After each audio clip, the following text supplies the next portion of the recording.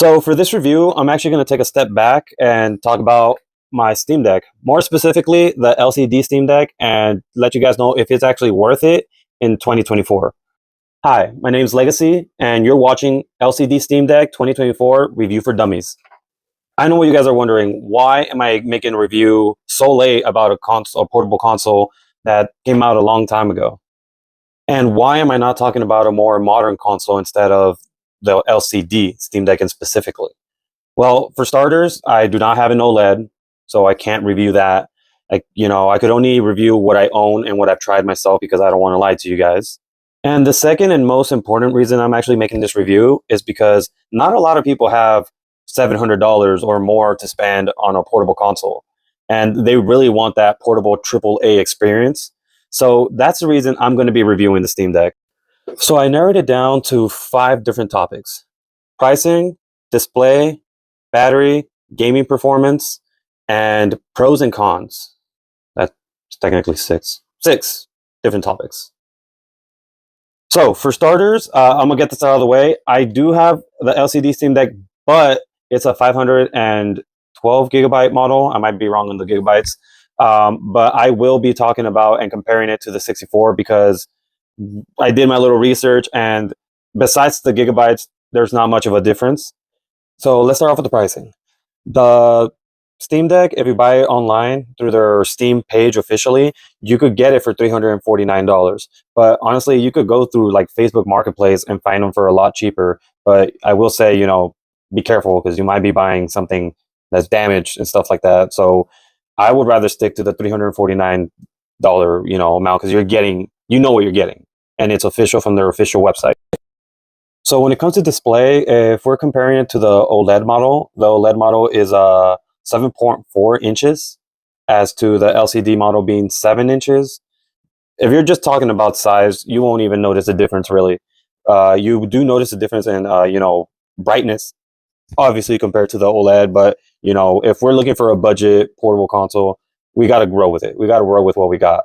So next, let's talk about battery.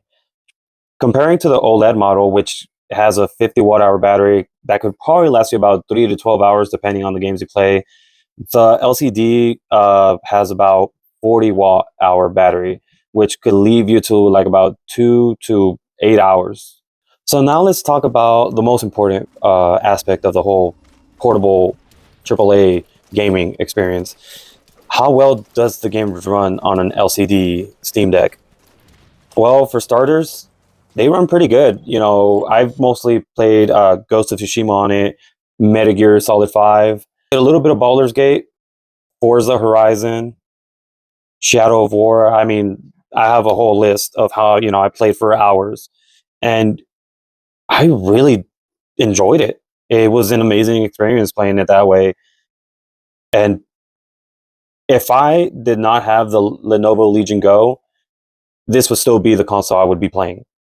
So when it comes down to the pros and cons, specifically the pros and comparing it to other portable AAA consoles, you're pretty much going to lose in every aspect because there's always another console with a better screen, better quality games, and stuff like that. But I really want to make this video to focus more on the people who are struggling to make a decision. They want to purchase their first ever, AAA gaming portable console, and they are, second guessing themselves, and they really, want an honest review about it in this time, considering that this console came out a while ago.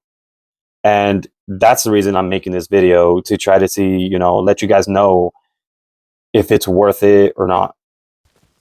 So I'm going to be talking about the pros that more than likely every other AAA portable console device has, but I'm going to be talking about it like if it was brand new to someone that hasn't had one, okay? Just to make it clear. So now let's talk about the pros of owning the LCD Steam Deck. First of all, you're looking at the price. That's the big selling point right now of getting the 64 gigabyte, the price. It's pretty cheap, and honestly, think about it. Another thing is you could play your AAA games that you've had. Just think about it, playing Ghost of Tsushima or Horizon Zero Dawn, and other bigger games like that in the palm of your hands. That's like very exciting. That's something I'm a big fan of. I'm not a big fan of playing video games on the TV because you never know when it's going to be your turn to use it, or stuff like that. So it's very nice to have it right in the palm of your hands and be able to just pick it up and go. Another positive aspect of the Steam Deck is that it's backed up by Valve, and they have their Steam account, and it's just pretty cool knowing that they have a section where specific Steam Deck verified games where they have that little green check mark, and it's cool to know that they're trying to verify as many games to be played on the Steam Deck, and they know it runs well. Try Death Stranding. Like, honestly, it's beautiful. That's how I played. That's how I got into Death Stranding, playing it on the Steam Deck, and oh my god, my mind was blown. Another thing that's a pro, that I want to talk about is when you buy games online through Steam. Oh my god, they are all on sale. Like, you could get so many games for very cheap. And Steam, they constantly have great deals, and you could buy games for the very cheap. I bought Metal Gear Solid 5 for like about $5. I bought Death Stranding for like about $10. Now I want to talk about the harsh truth, the cons of owning an LCD Steam Deck. And this part mainly goes to almost every console, but um, more specifically, the LCD Steam Deck I've had that experience with. There's a lot of times where the Steam Deck it just crashes and it just stays on, and I factory reset it, and when you try to turn it on, it takes so long to turn on. I feel like something's wrong. One time it took me over 5 minutes to try to just turn it on after a hard reset. I thought I had messed it up and I was worried about it, but I left it. I left it alone, and I came back 10 minutes later, and I was just like, okay, let's try to turn it on, and it turned on, thank God. But when you factory reset it and stuff like that, it's concerning. It's concerning. It kind of scares me sometimes, but it still kicks. It's still kicking. It's still playing. So another con of having the Steam Deck LCD, the newer AAA games are harder to play. I would mainly use the LCD Steam Deck to kind of stick to PS4 games, but that's the next thing I want to talk about. You cannot play big multiplayer games like Call of Duty or Battlefield. You cannot do that because of anti-cheat software. Since the Steam Deck is run through Linux, it doesn't have anti-cheat software, so you cannot play multiplayer games or big multiplayer games. There is a workaround where you could install Windows, but I don't know myself how to do that, and I'm not expecting you guys to know how to do that. So there's that. Be aware, you could do that. You could very well do that, but I do not recommend it. Just play it safe. One of the biggest major problems of purchasing a cheaper console is, or more specifically, this LCD console is 64 gigabytes. That's really not enough for the new modern or even the older ones. That's just like not enough to play or to even download. And, that's something for you guys to be aware. You're going to have to buy an SD card, which that's when it gets pricier. You know what I mean? So that's something to consider. Another con, it feels like I have too many, huh? Another con of owning a LCD Steam Deck or a Steam Deck in general that I realized myself is that when you download too many games and you delete them, the storage gets clumped up. And me, myself, I'm having problems with deleting those files because there's no way how to delete them unless you go through the desktop mode that you could switch to. And you still have to figure it out, look through YouTube videos to try to figure it out how to delete them, because I myself don't even know. I just rather just factory reset it and start downloading one game at a time before playing anything else. But yes, you will have that extra clunk of storage that you don't know how to get rid of. And I think that's mainly the Steam Deck's problem. I'm pretty sure that the newer versions have that problem as well. So after all this, do I recommend the LCD Steam Deck to be your first AAA portable console? I do. I really do. I think it's worth it. I have not regretted mine. Obviously, you will have to eventually consider purchasing an SD card.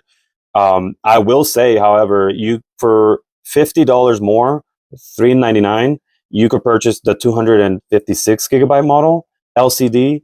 And I think it's a good price, but for $50, you could also go and buy a 1 terabyte SD card. I bought mine through Amazon, and it's not the original brand. It's not like a very big brand. Let me show you. See if it can focus. I bought this one. So far, I had it for about 2 years. When I bought my Steam Deck, I bought this, and it hasn't failed me. And it's a 1 terabyte model. So, and that cost me about, I think, $40. I don't know. I'll check and I'll post it for you guys to know. And well, that's my review on the 64 gigabyte LCD model. Please leave a like and subscribe if you guys want more content. For my next video, I had purchased extra glasses, which I'm still working on them. I'm still putting them on. I want to give an honest review on those too. So I need more time to try them out. But that's going to be the next review I'm making. And I hope you guys enjoy it. Peace.